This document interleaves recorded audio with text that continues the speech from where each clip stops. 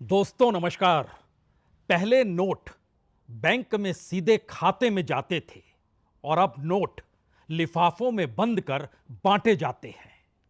जहां पर चुनाव होंगे, नोटों को यह बांटने का सिलसिला बहुत तेज हो जाता है। नीतियां भी ऐसी बन जाती है जिसमें नोट ही नोट वोटरों को दिखाई देने लग जाए।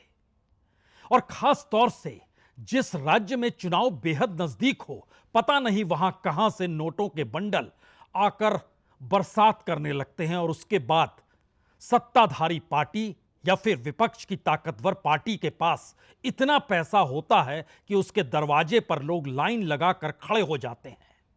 इस दौर में तो वोटिंग पैटर्न ने एक और इजाद किया। कहा कि महिलाओं को नोट बांटते चले जाइए, नोट उनके खातों में डालते चले जाइए, उसी आसरे नीतियां बनाने लग जाइए और फिर देखिए आप चुनाव जीत जाएंगे। दिल्ली के चुनाव बेहद करीब हैं और यह सवाल बार बार उठ रहा है कि दरअसल नोट बांटने वालों के पास ये नोट आते कहां से हैं। और शायद इसीलिए इलेक्टोरल बॉन्ड को लेकर 10 महीने पहले सुप्रीम कोर्ट ने जब कहा कि यह पूरा खेल गैर कानूनी है, तो इस देश ने तालियां बजाई और देश ने कहा देखिए क्या शानदार तरीके से ऐसा पैसा जो लगभग 60-70% हिस्सा बीजेपी के पास चला जाता था, उसे सुप्रीम कोर्ट ने गैर कानूनी करार दे दिया। यानी तकरीबन 12-15 हजार करोड़ रुपए जो बांटे जा रहे थे 2018 के बाद से, और उसमें सबसे बड़ा हिस्सा बीजेपी के पास जाता था। और इस देश के कॉरपोरेट, इस देश के बड़े बिजनेसमैन, इस देश के बड़े हिस्से में पॉलिटिकल तौर पर अपना राजनीतिक हिस्सा खोजने वाले लोग सभी तो पैसा दे रहे थे। और जब उनका कच्चा चिट्ठा सामने आया तो यह भी कहा गया कि देखिए इनको डराया भी जाता था, कभी ईडी कभी आईटी के जरिए। तो ये डोनेशन नहीं देंगे तो क्या करेंगे। लेकिन आज एक नया पन्ना आपके सामने खुल रहा है। यह पन्ना इस बात की तहकीकात नहीं करता बल्कि मोहर लगाता है और खुले तौर पर यह ऐलान करता है कि इस देश में गैर कानूनी कुछ भी नहीं है। इस बात का ऐलान होता है कि इस देश में करप्शन कुछ भी नहीं है।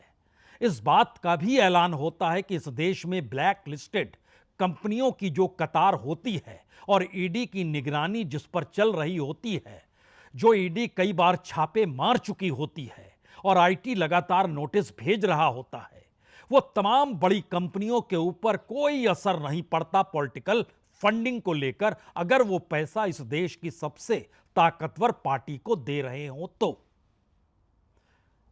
और यह कच्चा चिट्ठा एक बार फिर सामने आ गया है। इलेक्टोरल बॉन्ड से आप पैसा नहीं दे सकते हैं।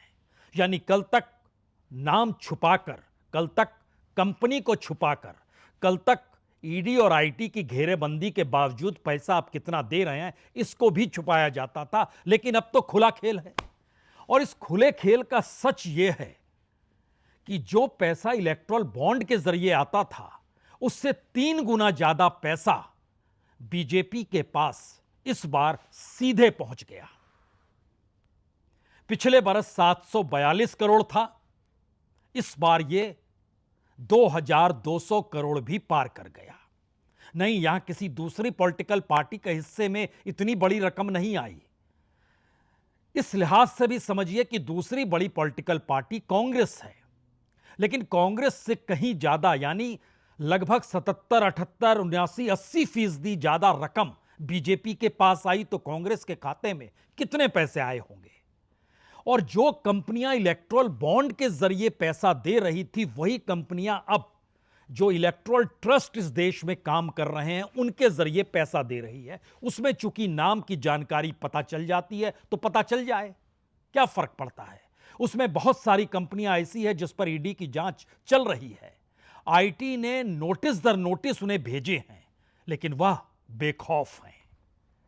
तो इन पन्नों को आज जरूर पलट लीजिए और तब यह सोचिए कि दरअसल चुनाव के वक्त नोटों की गड्डी एक झटके में कौन बांटता है, पैसा कहां से आता है, और उसके माथे पर कोई शिकन नहीं होती है कि वह नोटों के गड्डियों को लिफाफे में बंद कर बांट रहा है। और चुनाव दर चुनाव यह हकीकत भारत को चलाती है तो इस देश का लोकतंत्र कॉरपोरेट की पूंजी के दरवाजे पर क्या बंधक बन चुका है? क्या इस देश की पूरी राजनीतिक प्रक्रिया या संसदीय व्यवस्था कॉरपोरेट पूंजी पर आकर टिक गई है? और एक नेक्सस जो इस देश के भीतर में सत्ता द्वारा कॉरपोरेट के हक में जो भी लकीर खींची जाती है नीतिगत फैसलों के जरिए या कैबिनेट के फैसलों के जरिए, उसके पीछे एक बड़ी रकम होती है जो घूमकर पॉलिटिकल फंडिंग के जरिए इन्हीं पॉलिटिकल पार्टीज के जेब में इतना पैसा डाल देती है कि उसके बाद लिफाफे में बंद कर 1100 रुपए दें या 50,000 रुपए दे डाले, कोई फर्क नहीं पड़ता। क्योंकि इस बार जो डाटा सामने रखा गया और जो सामने आया चुनाव आयोग के सामने, इनकम टैक्स डिपार्टमेंट के सामने, वह खुले तौर पर कहता है कि बीजेपी के खाते में 2023-24 यानी मार्च तक के महीने के फाइनेंशियल ईयर को अगर आप पकड़ते हैं तो 2,244 करोड़ रुपए पिछली बार यानी इलेक्शन से ठीक पहले 2022-23 में यह 742 करोड़ हुआ करते थे। और अगर आप पुराने दौर में चले जाइएगा जो 2019 के चुनाव से पहले था, उस समय भी जो पूंजी आई थी वह भी तकरीबन 750 करोड़ के लगभग थी। इस बार ऐसा कमाल क्या हो गया कि 2,244 करोड़ रुपए बीजेपी के लिए फंडिंग हो गई, वह भी अलग अलग ट्रस्ट के जरिए। और सबसे बड़े ट्रस्ट के तौर पर प्रूडेंट इलेक्टोरल ट्रस्ट है। ट्रस्ट और भी हैं, लेकिन जो कंपनियों की कतार है ये वही कंपनियां हैं जो कम्युनिकेशन से जुड़ी है, ये वही कंपनियां हैं जो माइनिंग से जुड़ी है, ये वही कंपनियां हैं जो इस देश के हर पावर सेक्टर से जुड़ी है, और ये वही कंपनियां हैं जो अपने तौर पर mines, steel, power, renewable energy, construction, इन तमाम क्षेत्रों में और सड़क बनाने से लेकर एयरपोर्ट बनाने तक का जिम्मा जिन्हें दिया जाता है, उसमें जीएमआर भी आ जाता है। उस दायरे के भीतर में डीएलएफ भी आता है, आरपीएसजी भी आता है, एसआर भी आता है। उसके दायरे के भीतर मेगा इंजीनियरिंग भी आता है और उसके बीच में हल्दिया एनर्जी भी आती है, भारती ग्रुप भी आता है, उसमें जिंदल स्टील एंड पावर भी आता है। अलग अलग प्रूडेंट इलेक्ट्रॉल है तो दूसरी तरफ टोरेंट ग्रुप भी है। कई ट्रस्ट काम करते हैं, लेकिन इस देश के भीतर में जो भी कंपनियों को सरवाइव करना है यानी जीवित रहना है, उन्हें पॉलिटिकल फंडिंग करनी होगी। पहला मैसेज, ये खुला मैसेज है। दूसरा मैसेज है कि दरअसल जो कंपनियां ब्लैक लिस्टेड है वो भी क्या पैसा दे रही हैं।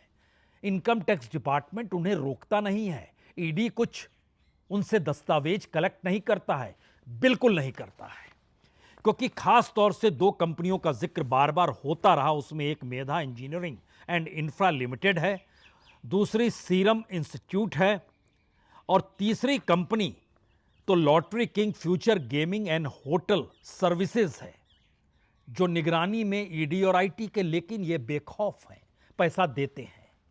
तो दूसरा मैसेज है कि दरअसल ब्लैक मनी या करप्शन कोई मायने नहीं रखता है। पहला मैसेज था कि आपने इलेक्ट्रॉल बॉन्ड बंद कर दिया तो देखिए हमारे पास पैसा पिछली बार की तुलना में 3 गुना आ गया। यहां पर पहले एक रकम भी आप देख लीजिए, बीजेपी को मिले 2,244 करोड़, कांग्रेस को मिले 289 करोड़, बीआरएस चूंकि तेलंगाना में इलेक्शन का दायरा था उसको मिले 580 करोड़। इस 580 करोड़ में कुछ पैसा इलेक्ट्रल बॉन्ड का भी है। कर्नाटक में वाईएसआर और टीडीपी यानी चंद्रबाबू नायडू कौन सत्ता में आएगा नहीं आएगा, इसको लेकर कशमकश हो रही थी। तो वाईएसआर सत्ता में थे तो 184 करोड़ मिले, टीडीपी को 100 करोड़ मिले, डीएमके को 60 करोड़ मिले, आम आदमी पार्टी को 11 करोड़ मिले, टीएमसी को 6 करोड़ मिले। इन रकमों पर मत जाइए, ध्यान दीजिए इस बात को लेकर कि इस देश के जो बड़े कॉरपोरेट चलाने वाली कंपनियां हैं, इस देश में जो सरकार के करीब है, उनके जरिए जितना पैसा दिया जा रहा है, क्या उस पैसे को लेकर उसकी एवज में इन्हें कोई लाभ भी मिलेगा या नहीं मिलेगा? लाभ तो मिलेगा, क्योंकि जिन कंपनियों का हमने नाम लिया उसमें अगर ध्यान दीजिए तो बड़ी बेहतरीन चीज यह है कि इससे पहले ये कंपनियां इलेक्ट्रल बॉन्ड के जरिए पैसा देती थी, ट्रस्ट के जरिए पैसा नहीं दिया जाता था, क्योंकि ट्रस्ट में नाम आ जाता था और इलेक्ट्रल बॉन्ड में नाम छुपा रहता था।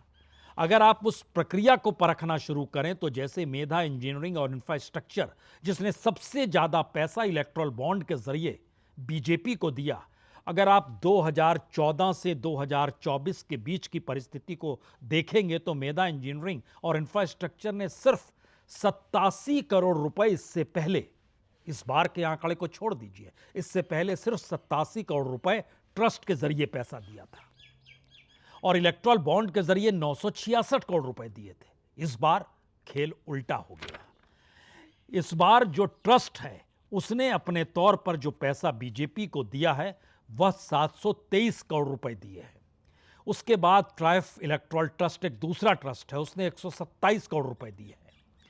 इसके अलावे आइंजिंग शाइनिंग इलेक्ट्रल, यह भी एक गुस्सा है, इसने भी पैसा दिया है करोड़ों रुपए। लेकिन हम चूंकि जिक्र आपसे कर रहे हैं कि जब तक इलेक्ट्रल बॉन्ड चल रहा था, जब तक वो गैर कानूनी नहीं था, तब तक पैसा इलेक्ट्रल बॉन्ड के जरिए आता था। हल्दिया एनर्जी, सिर्फ 25 करोड़ रुपए ट्रस्ट के जरिए पैसा दिया गया, लेकिन 377 करोड़ रुपए इलेक्ट्रल बॉन्ड के जरिए। इस साल को छोड़ दीजिएगा, यानी ये 2023 तक की स्थिति है, जो 2024 की फरवरी में जब इलेक्शन कमीशन ने कह दिया अपने तौर पर, सुप्रीम कोर्ट ने मोहर लगा दी और सारी बातें निकल कर आई कि यह गैर कानूनी है। भारती ग्रुप 205 करोड़ ट्रस्ट के जरिए दिया था, इससे पहले 247 करोड़ रुपए इलेक्ट्रल बॉन्ड के जरिए दिया था। Jindal steel and power 13 crore रुपए ट्रस्ट के जरिए दिए थे, 200 करोड़ रुपए इलेक्ट्रल बॉन्ड के जरिए दिए थे। टोरेंट ग्रुप ने 60 करोड़ रुपए ट्रस्ट के जरिए दिए थे, 107 करोड़ रुपए इलेक्ट्रल बॉन्ड के जरिए दिए थे और इलेक्ट्रल बॉन्ड के बाद खेल पलट गया। जिस बात का जिक्र यहां पर जरूरी है वो है, सिस्टम को ही अगर आप उस करप्शन से जोड़ दीजिएगा जिस करप्शन के दायरे में ब्लैक मनी मायने नहीं रखती है, मनी लॉन्ड्रिंग मायने नहीं रखती है, दुनिया भर से पैसा घुमाकर कैसे हवाला के जरिए भारत पैसा आता है, उसकी धरपकड़ नहीं होती है। यानी एक गारंटी मिल जाए इस देश के कॉरपोरेट्स और कंपनियों को जो फंडिंग करते हैं पॉलिटिकल पार्टी को जो सत्ता में होती है, तो फिर आप मानकर चलिए कि ये सारी जांच एजेंसियां बेमानी हैं, कोई मायने नहीं रखती है, क्योंकि ये पैसा तो दे रही हैं और इलेक्ट्रल बॉन्ड की तुलना में 3 गुना ज्यादा पैसा दिया जा रहा है।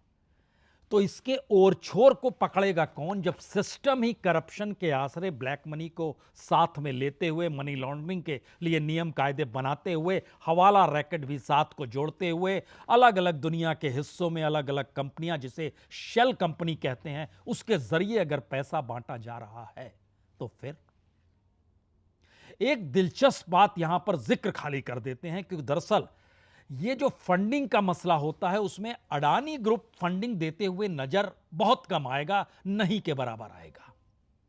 इस देश में सत्ता से निकटता अडानीज की है और इसका जिक्र बार बार विपक्ष करता है।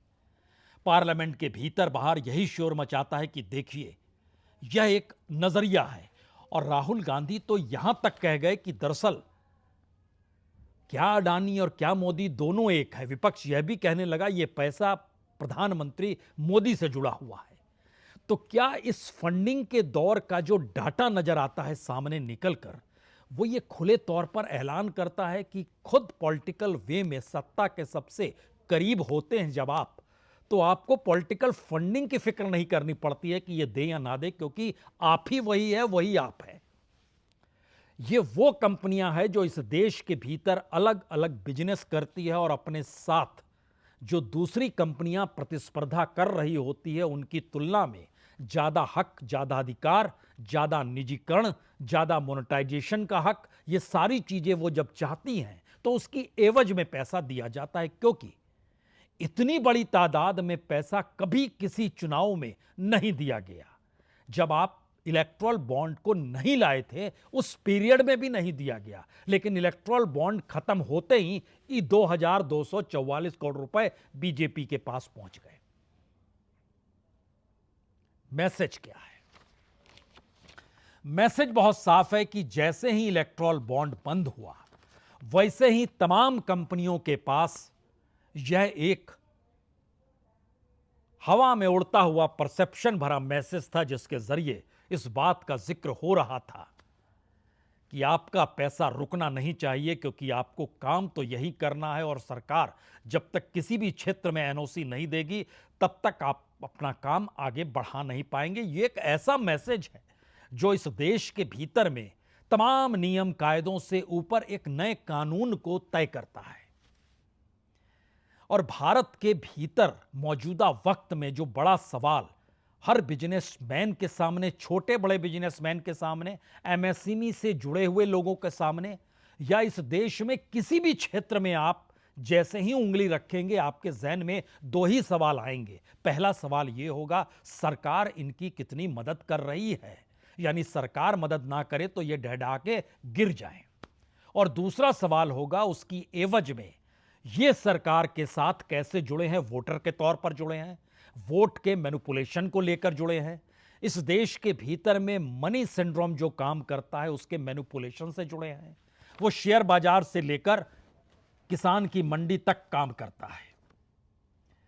यानी इस देश में इकोनॉमिक ट्रांजैक्शन जो बड़ी बड़ी कंपनियों के आश्रय और उनके अपने बिजनेस के आश्रय हो रहा होता है, उसमें आप एक झटके में एक बात और पाएंगे। पहली बार इस देश में सर्विस सेक्टर जो है वो मैन्युफैक्चरिंग और इंडस्ट्री तमाम चीजों को खत्म करते हुए बहुत आगे बढ़ गया है। और सर्विस सेक्टर का योगदान भारत की इकोनॉमी में ना सिर्फ सबसे बड़ा है बल्कि सब कुछ वही हो चला है, क्योंकि इंडस्ट्री, प्रोडक्शन, मैन्युफैक्चरिंग ये सारी चीजें गायब हो गई। और इंडस्ट्री से जुड़े हुए जितने भी लोगों ने बैंकों से कर्ज लिए, उन कर्जों को ना लौटा पाने की स्थिति में तकरीबन 72, 73, 74% तक इंडस्ट्रीज थे जिन्होंने कर्ज वापस नहीं किया। उस 72, 73, 74% में से 52% ऐसे थे जो कह रहे थे पैसा हम नहीं लौटा पाएंगे, यानी विलफुल डिफॉल्टर हो गए। और उसकी एवज में सरकार ने रिटर्न ऑफ कर दिया, यानी बैंकों में वो पैसा डाल दिया। तो इतनी बड़ी परिस्थिति के भीतर भारत की राजनीति को चला कौन रहा है? वो पूंजी चला रही है जिस पूंजी पर कुंडली मारकर इस देश का वो कॉरपोरेट बैठा है जो इस देश के लोगों के लिए कोई प्रोडक्ट नहीं बना रहा है, बल्कि अंतर्राष्ट्रीय तौर पर अपने नेटवर्थ को बढ़ाने के लिए यहां के मिनरल्स हों, यहां की खनिज संपदा हो, यहां पर मिलने वाला ठेका हो, यहां पर किसी भी क्षेत्र में वो काम करता है तो सबसे बड़ा ठेकेदार वही होता है और सब ठेके के नाम पर दुनिया की दूसरी कंपनियों को इनवाइट करता है। अच्छा आप सड़क बना लीजिए, अच्छा आप हथियार बेच डालिए। यानी अलग अलग हिस्सों में भारत की वो कंपनियां जो सत्ता के करीब होंगी, उनके अनुकूल परिस्थिति अगर बन रही है तो उनके पैसों से इस देश की राजनीतिक परिस्थितियां सत्ताधारी पॉलिटिकल पार्टी के अनुकूल बन रही है। और इसका तोड़ इस दौर में शायद किसी के पास नहीं है। और जब हम किसी के पास नहीं कहते हैं तो हम आखिर में 1 दर्जन कंपनियों का नाम लेते हैं। आरपी संजीव गोयनका ग्रुप, जिसकी 3 कंपनियां हैं, Haldia energy limited, Phillips carbon black, crescent power, इससे पहले हमने जीएमआर बताया, डीएलएफ बताया, आरपीएसजी ग्रुप बताया, एसआर ग्रुप बताया, अभिनंदन वेंचर है, जुपिटर वैगन है, ग्रीनको एनर्जी प्रोजेक्ट है, पंशिल कॉरपोरेट पार्क प्राइवेट लिमिटेड है, BG Shirke construction technology private limited है, मेधा इंजीनियरिंग का नाम हमने लिया, सीरम इंस्टीट्यूट का नाम भी इससे पहले लिया, Arcelor Mittal group, Bharti Airtel, Bharti Infratel, Philip carbon black, ये और lottery king, future gaming and hotel services.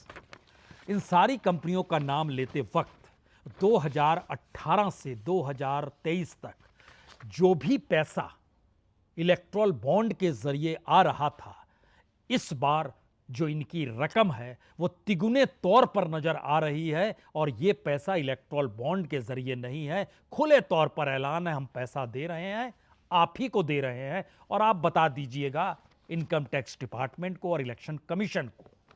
और सत्ता का भरोसा और आश्वासन समानांतर में रेंग रहा है, कोई असर किसी पर नहीं पड़ेगा, सिर्फ नोटों की गड्डियां आती रहनी चाहिए। और इलेक्शन जहां जहां जिस जिस रूप में होंगे, गड्डियों में से पैसे बांटे जाएंगे लिफाफे में बंद कर।